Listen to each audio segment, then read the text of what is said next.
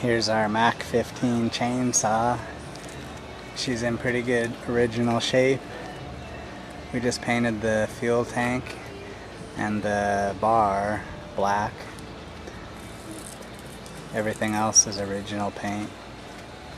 We did paint some silver on the handlebar because it was a little rusty, but the rest of it's all original.